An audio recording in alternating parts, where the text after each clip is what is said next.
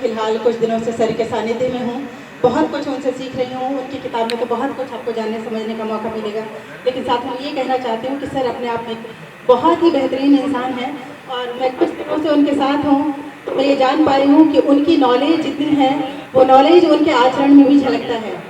तो सर की लिखी हुई पुस्तक को आप सभी ज़रूर पढ़ें और जितनी दूर तक हो सके उस वहाँ तक पहुँचाएँ, ताकि और लोग भी ये जान सकें कि वास्तव में उन्होंने इसके लिए कितनी मेहनत की है और कितने अच्छे तरीके से की है। Thank you.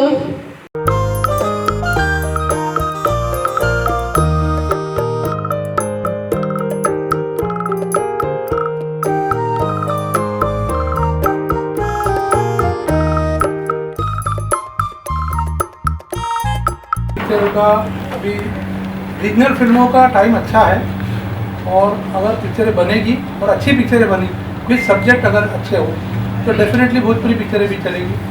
और जो प्राइसिंग हो गई है उसको कंट्रोल करना बहुत ज़रूरी है। जो अभी हिंदी का देखकर भोजपुरी लोग भी एक्टर भी उतना ही मांग रहे हैं, पैसे का जो ये हो गया, जब तक कि पिक्चर देखने वाले नहीं जाएंगे तो कितना भी पैसा लगाओ तो कोई फायदा नहीं। पिक्चर देखने वाले जाना चाहिए थिएटर में, और ये सब पिक्चरें थिएटर की है। ये इस पर जब आना ही है कि इस पर डिजिटल पे आनी है वो बात की है, पहले थिएटर में आदमी जाना चाहिए और थिएटर में लोग नहीं जा रहे। ये सब में मेरे ख्याल से मैं गलत नहीं हूँ, अब तो सब पार्टनर तो कचरा भी चल सकता है। बिल्कुल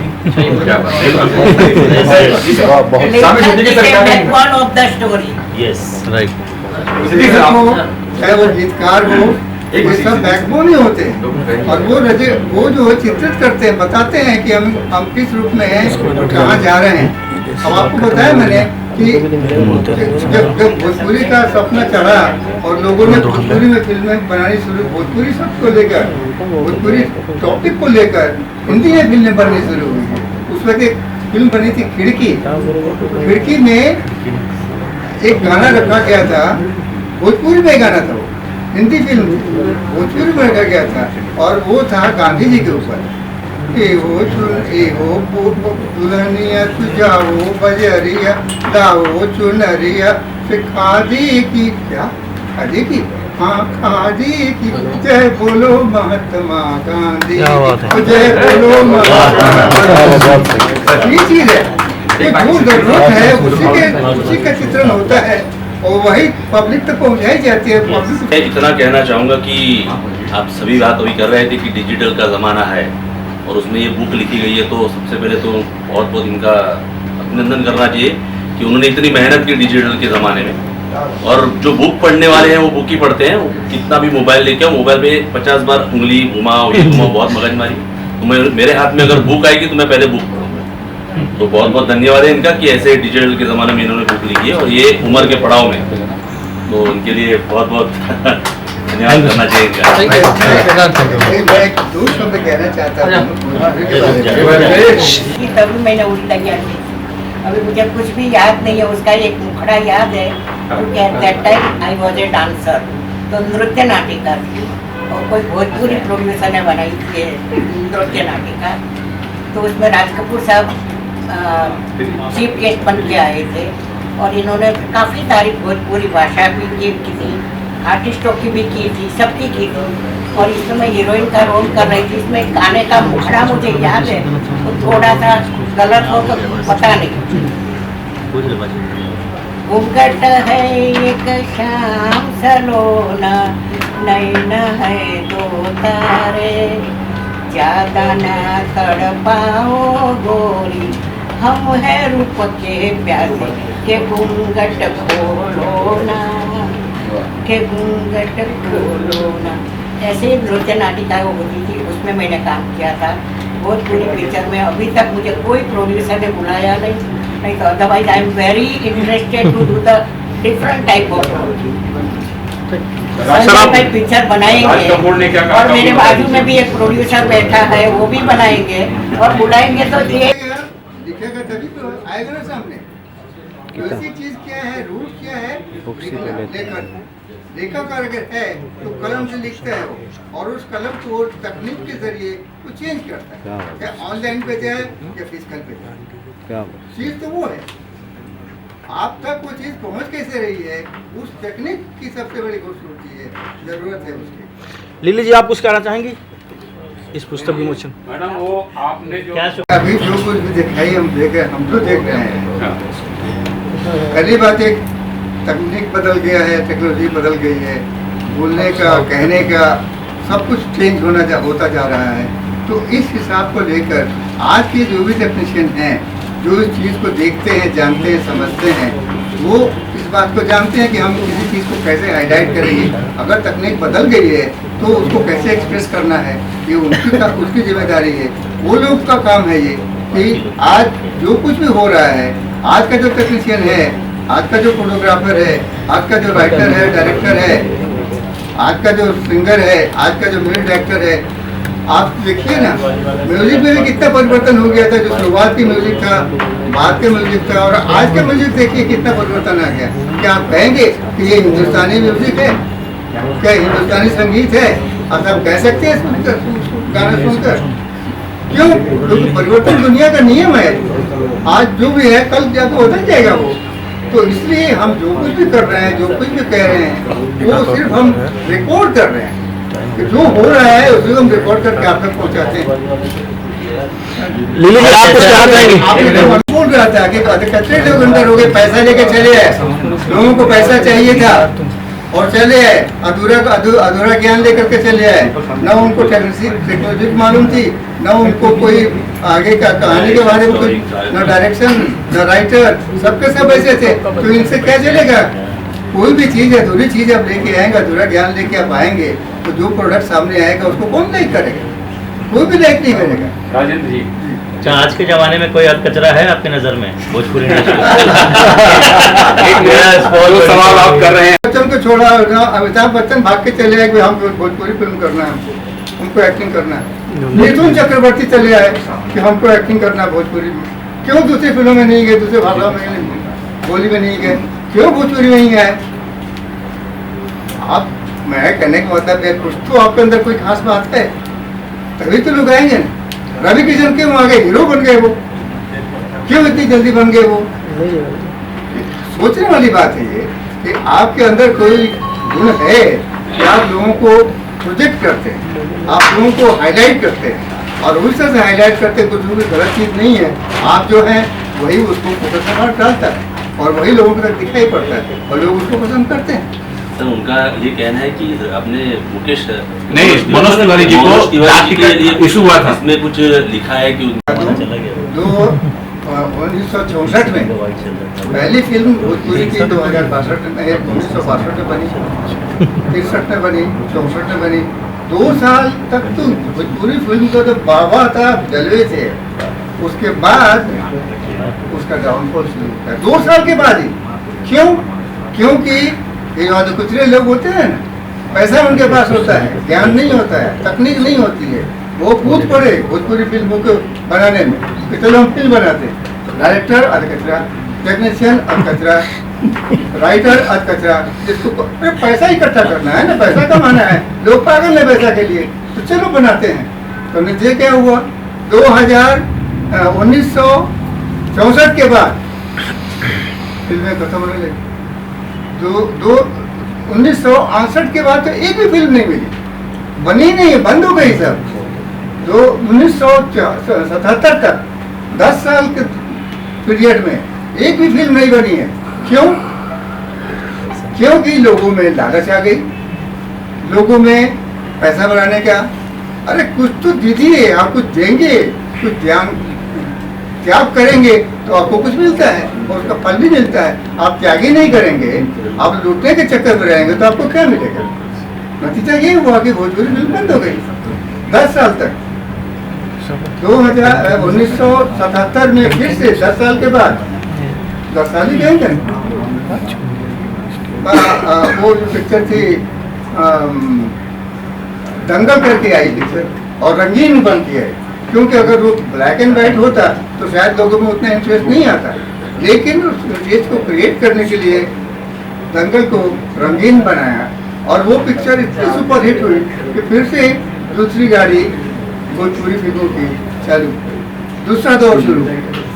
और 1977 से लेके 1979 तक ये पिक्चर का दूसरा दौर चलता रहा। और एक के बाद एक टेक्निक। अब सोचिए ना, फिल्में हर साल बढ़ती गई 1986 में 19 फिल्म बनी है, जो आज भी रिकॉर्ड है। किसी भी बोली में इतनी बड़ी फिल्म नहीं बन पाई। एक साल में 19 फिल्म बनाना कोई छोटी बात नहीं है। सर मैं ऐसी कोई रोचक जानकारी मेरे पास एक है, जैसे कि अभी तक तो 2008 तक किया होगा, क्योंकि हमने देखिए इतिहास लिखने का भी एक क्या कहते हैं आवश्यकता है और गुण है, क्योंकि आप जब इतिहास किसी के बारे में लिखते हैं तो कम से कम 10 साल बाद तक उसको जोड़ना पड़ता है कि उसका 10 साल के बाद तक उसका रूप क्या होगा, या 10 साल पहले तक आप नहीं कर सकते हैं क्योंकि उसका रूप अधूरा रहेगा। मान लीजिए 2005 तक आपने अगर इतिहास लिखा है तो उसको आप 2010 तक 2012 तक आगे बढ़ेंगे, 5 साल 7 साल आगे बढ़ेंगे, तब जाके उसका रूप जो 2005 का है वो सामने आएगा, नजर आएगा। इसलिए जो भी इतिहास लिखा जाता है उसमें 10 साल का गैप लोग रखते हैं कि ताकि वो 10 साल के अंदर उसका जो रूप परिवर्तन होता है, उसका जो रूप धारण होता है, उसका जो स्थायी रूप आता है वो लोगों तक पहुंचता है। हम आज की बात अगर लिखते हैं तो इतिहास नहीं होगा, ये घटना हो सकती है, इतिहास नहीं हो सकता है। 5 साल के बाद हम यही घटना इतिहास बन जाएगी। तो इसलिए जब इतिहास लिखते हैं तो 10 साल का हम लोग मार्जिन रखते हैं कि जब भी हम लिखते हैं 10 साल, अगर मान लीजिए ये 2023 है तो कम से कम 7 साल पीछे तक का हम लिख सकते हैं, 2015 तक का हम लिख सकते हैं, उसके बाद का हम नहीं लिख सकते हैं क्योंकि उसमें कुछ भी परिवर्तन आ सकता है टेक्नोलॉजिकल। राजन जी, इस पुस्तक में किन हीरो का आपने जिक्र किया और किन हीरो का आपने दरकिनार कर दिया? ये तो सवाल मुझे अच्छा नहीं लग रहा है, इसलिए कि जो हुआ है वो हुआ है। जिसने रोल किया है उसने रोल किया है, जिसने रोल नहीं किया है उसको कैसे रोल दे सकते हैं? 2008 तक की आपने बात की है तो उसमें 2008 के बाद कई सारे जो ऐसे कलाकार है, खेसारी लाल और भी तरीके कलाकार, उनका जिक्र इसमें 2008 के बाद, उससे पहले के यार अगर हैं तो उस वक्त उनकी बनावट हो रही थी, वो बन रहे थे। बनने के समय में इतिहास नहीं लिखा जाता है, बन जाने के बाद ही उनका रूप जब सामने आ जाता है क्रिस्टल की तरह, तभी जब उसके बारे में हम कलम उठा सकते, लिख सकते हैं। पहले के बाद जैसे आपने कहा कि आपने उस व्यक्ति का, उस वस्तु का रूप जो है, सही रूप उभर कर लोगों के सामने आता है। तो अभी जो टेक्नोलॉजी की बात कर रहे हैं वो टेक्नोलॉजी अलग है, लेखन अलग है। लेखन अगर जैसे यूट्यूब है, पहले तो यूट्यूब नहीं था, अब यूट्यूब आया है। अब इसी हिसाब से आगे हम बढ़ते जाएंगे, उसी तरह से टेक्नोलॉजी बढ़ती जाएगी और उसका प्रदर्शन लोगों तक पहुंचता जाएगा। लेखक का काम है लिखना, वो उसके हाथ में कलम है, उस कलम का जितना भी सहारा ले सकता है, जहाँ तक वो पहुँचा सकता है लोगों तक, वहाँ तक पहुँचाने की कोशिश करता है। बाकी रहा दर्शक, बाकी रहा पाठक, उनका भी अपना अपना बंधा हुआ रोल है, बंधी हुई उनकी भूमिका है, जिम्मेदारी है, उस तक वो भी रहेंगे तो ठीक है। अगर वो क्रॉस करते हैं तो फिर वो दर्शक नहीं होंगे, फिर वो पाठक नहीं रह पाएंगे। बिल्कुल। डॉक्टर राजेंद्र, मेरा एक सवाल है कि आपने इतिहास लिखा भोजपुरी फिल्मों का, आज का जो दौर है सिनेमा का, स्पेशली भोजपुरी इंडस्ट्री का, उसे आप कैसे देखते हैं? क्या ये दौर जो है वो पहले के मुकाबले शानदार है, उम्दा है, बढ़िया कर रहा है, या इसमें किसी तरह की सुधार की जरूरत है? देखिए, हम लोग मानते हैं परिवर्तन ये दुनिया है और हर चीज़ में परिवर्तन बहुत ज़रूरी होता है। उसका रूप, श्रृंगार, सब कुछ बदलता रहता है। एक ही जगह एक ही तरीके से उसका रूप आप 50 साल तक, 100 साल तक नहीं खींच सकते हैं। उम्र का भी एक तकाजा होता है, ज्ञान का भी तकाजा होता है, अनुभव का भी तकाजा होता है। जैसे जिसको अनुभव मिलता जाता है वैसे वैसे अपने विचार बदलता जाता है और उसी विचार को लेके जो जरूरी है उसको व्यक्त करता जाता है। तो हम यही कहेंगे कि जो भी विचार है, आज का जो विचार है, कल वो जरूरी नहीं है कि वो सही रहेगा। हो सकता है उसमें कुछ मिलावट आ जाएगी, कुछ उसमें वृद्धि हो जाएगी, घटाव नहीं होगा उसमें सिर्फ वृद्धि होगी और उसके रूप में कुछ परिवर्तन आएगा जो उसके रूप को आगे बढ़ाएगा, खूबसूरती को बढ़ाएगा। ये चीज़ है, ये हम ये मानते हैं कि माध्यम का सबसे पहला गुण क्या है कि जो उसके सामने आता है उसको कैच करता है। जो उस रूप में आता है सामने, उसी रूप में वो कैच करता है, उसको और कुछ ऐड नहीं कर सकता है, कुछ दूसरा छोड़ नहीं सकता है, तो घटा सकता है कि जो है वो है। सर मेरा सवाल आपसे है, लेखक का काम क्या है, पाठक का काम क्या है, हर एक की अपनी अपनी भूमिका है, हर एक की अपनी अपनी जिम्मेदारी है और उस सीमा को वो पार करके नहीं जा सकता है। अगर वो जाएगा तो पाठक नहीं रहेगा, अगर वो जाएगा तो लेखक नहीं रहेगा, अगर वो पार जाएगा तो क्रॉस करेगा तो दर्शक भी नहीं हो सकता है। फिर दर्शक कितना देखेगा, कहाँ तक देखेगा? उसकी आंखों की अपनी एक सीमा होती है, पहचान होती है। अगर उसको नहीं पहचान सका ठीक से तो फिर तो व्यक्तित्व का कोई ठीक से नहीं हो सका। उसका व्यक्तित्व का जो भी आप चित्रण कर रहे हैं वो सही ढंग से नहीं जाएगा लोगों तक। इसलिए हर एक की अपनी अपनी सीमा है और हर एक को अपनी अपनी सीमा में ही रह के सारा।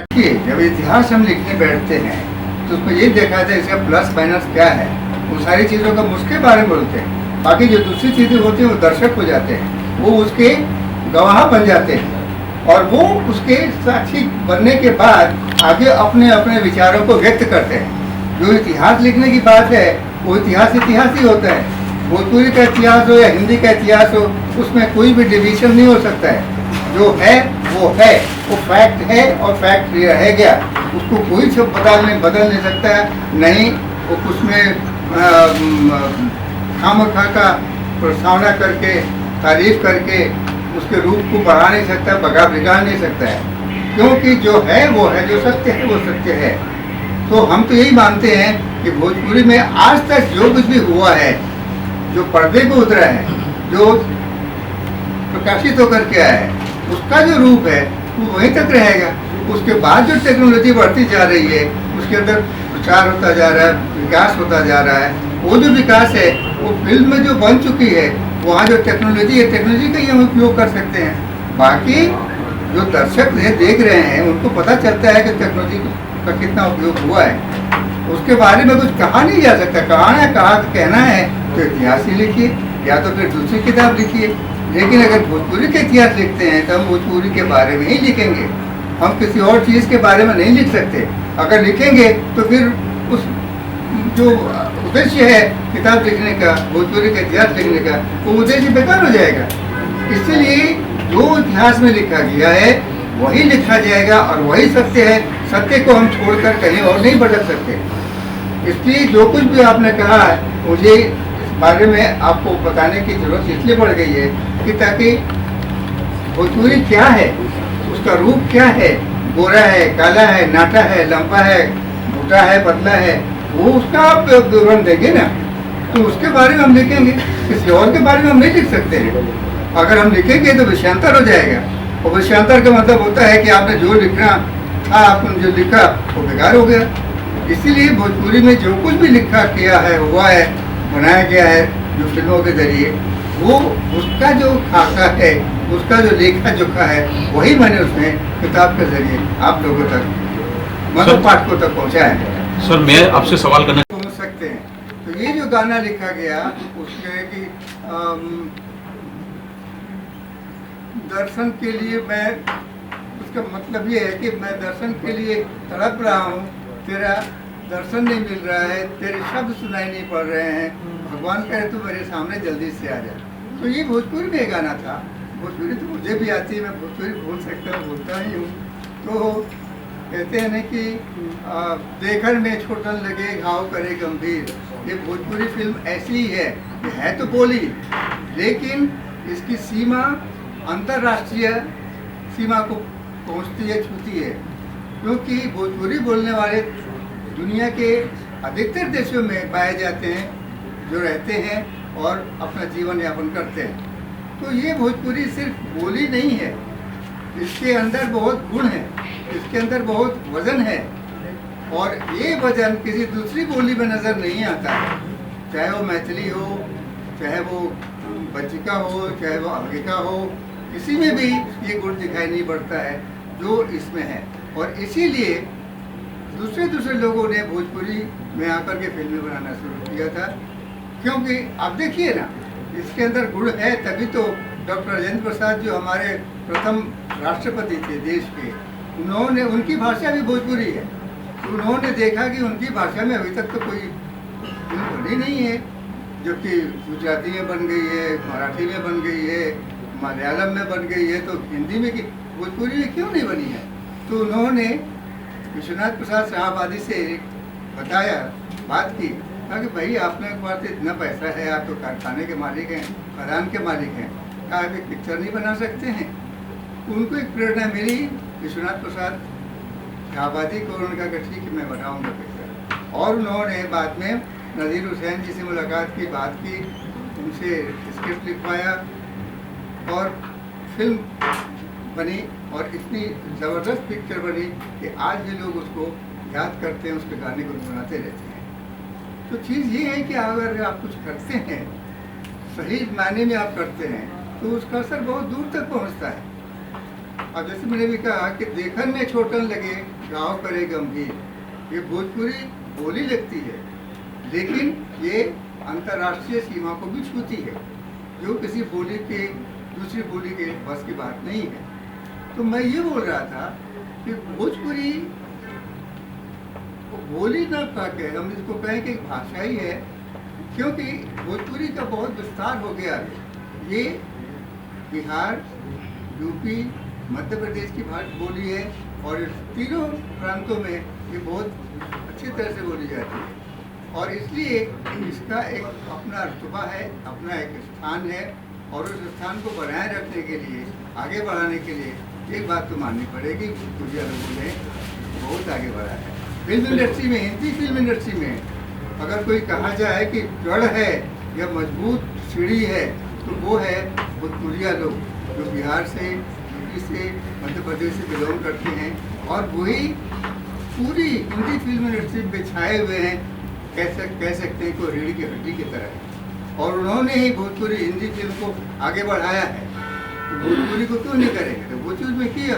और भोजपुरी में जो 2-3 पिक्चरें फिल्में बनी, जैसे गंगा मैया तो पीरी चढ़ी वो, उसके बाद लागे ने छोटे राम, उसके बाद विदेशिया, ये 3 फिल्मों ने तो रिकॉर्ड तोड़ दिया। इतनी ज़्यादा इसमें कमाई हुई है। मैं एक बार और बताऊँ कि भोजपुरी की दूसरी जो अद्वितीय मिसाल है वो ये है कि जब ये पिक्चर बनी और रिलीज हुई थिएटर्स में, सबसे पहले बनारस के प्रकाश टॉकीज में ये रिलीज हुई थी। उसके बाद बिहार के जितने भी थिएटर, छोटे छोटे शहर हैं, वो शहर में जितने भी थिएटर हैं, सब ने इसको अपनी इज्जत का सवाल बना लिया कि हमारे थिएटर में भी ये पिक्चर रिलीज होगी।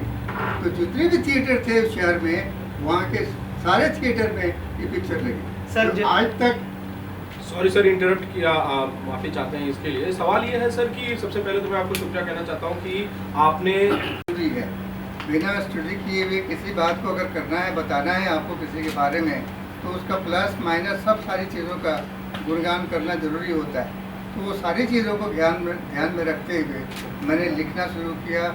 लिखने से पहले मैंने सर्च करना शुरू किया कि ये कहाँ से स्टार्ट हुआ है और कहाँ से कहाँ तक पहुँचा है, कैसे पहुँचा है, रास्ते में कितनी कठिनाइयाँ आई हैं।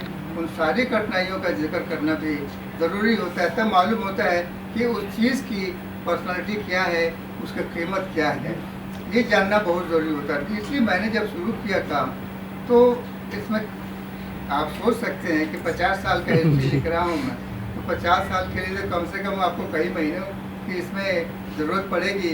स्टडी करके, अच्छी तरह से मीमांसा करके, फिर उसके बारे में प्लस माइनस लिखना ज़रूरी हो जाता है। तो मैंने किया और इसके लिए खुशी की बात यह है कि मेरे पास टेलीविज़न था, मेरे पास सब जो सुविधाएं होती हैं आजकल की पत्रिकाओं के जरिए, माध्यम सब मुझको मिलते रहे और मैं उन पर देखता रहा, पढ़ता रहा, लिखता रहा। कंटिन्यूसली, रेगुलरली मैं इसको पढ़ता रहा, देखता रहा और जो भी इस परिचय, जो परिवर्तन आता गया, वो सारी चीज़ों का जिक्र मैंने किया। अब जैसे इसमें मैंने देखिए, मैंने ये लिखा है कि ये 1962 में ये फिल्म बनी, गंगा मैया तो पीरी चढ़ी, पहली भोजपुरी फिल्म। लेकिन जन्म से पहले 31 साल पहले 1931 में